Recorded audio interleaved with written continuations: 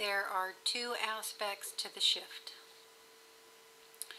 To dematerializing from 3D into 4 and 5D. One, there's the permanent shift, which I highly suspect for me will happen during the day with eyes wide open from what I perceive as my primary reality. That's an important aspect of it. And two, the many temporary preparatory shifts that happen, as many of you know, from meditations, from within the lucid dream experience, OBEs, astral projections. So, I'm just sort of getting the vague idea it's important for me to begin this talk in this way, with these two important, distinguished I hate that when a word comes part way and then not the rest of the way. Aspects of the shift. I'm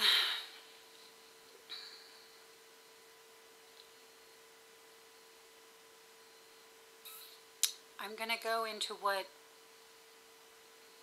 happens for me from within the lucid dream experience. So there's one just very clear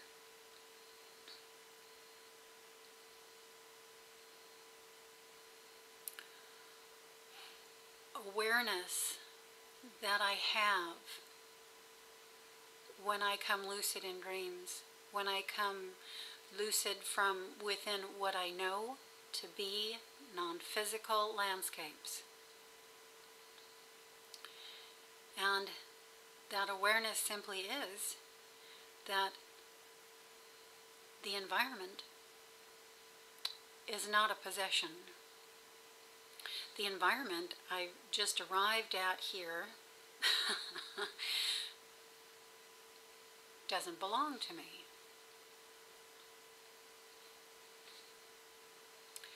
The environment and all the many specific things I see in it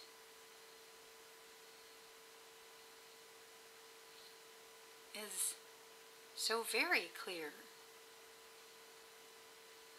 is an appearance. It's here. It really is here. But it's not mine. It doesn't belong to me. The environment isn't a thing that belongs to anyone. It just is. And I consider this a very large part of my dematerialization process, because it's a letting go of materialization. It's a letting go of the idea of me and mine. And so this is I guess at the core of the process for me. It's really interesting. I mean, I don't know how many of you watching have ever come lucid from within a dream. But it's a phenomenal experience, and when you start getting interested in the inner workings of it, it can really become fascinating, because at first, and even now, this has been happening for me for a couple of years now, but you have no idea how you've come lucid. I have no idea how I've come lucid. I just know that all of a sudden I did, you know, and at first it was really freaky and, you know, all of that. But I'm starting to see now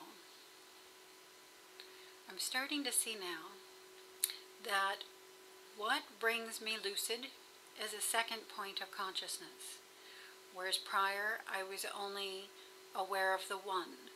Okay, and I can liken this to my primary daily reality. I'm aware of only my consciousness, only Casey consciousness. And that awareness of that single, and I'll say alone or separate point of consciousness, I'm stuck here. I'm literally glued to this place and this reality. But from within the dream, when I come lucid, I'm beginning to be able to tell that what's bringing me lucid is the awareness of a second point of consciousness.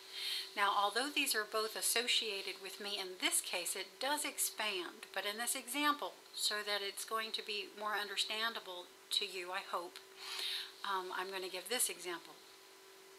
The second point of consciousness I become aware of is simply me in another location.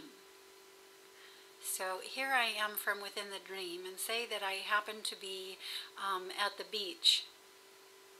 I become aware of the point of consciousness that is me in the physical reality there lying in the bed. Okay, and it's the awareness of the 2 points that makes me realize over here at the beach that where I really am is over here in bed. So, oh my God, I must be in a dream. I must be in a non-physical environment. And when I realize this, a very magical thing begins to happen.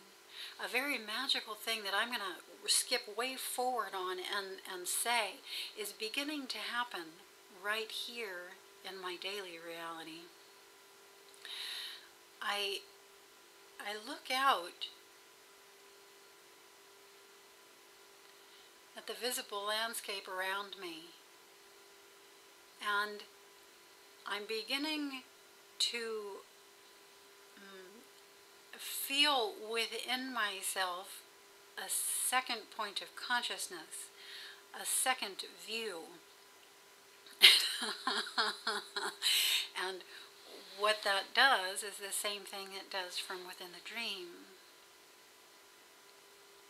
It starts to wake me up to the realization that I'm not just here, I'm somewhere else as well. And that is the key, well, I'll just say thing,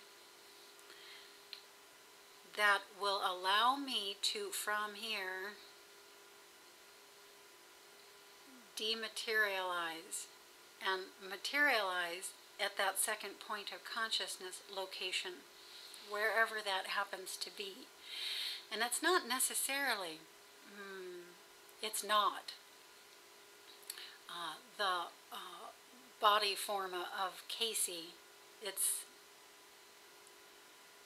entirely new. But anyway, here, you know, we're getting more into the dematerialization and materialization, as in teleporting, as in a direct transport.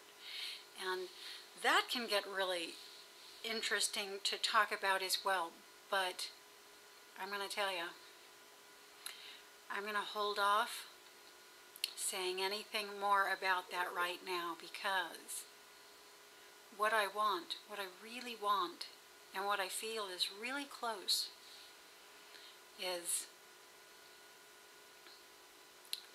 teleporting from right here, from what I perceive as my primary reality, very likely from this room you see right here. It's where I spend most of my time, and it's where most things happen.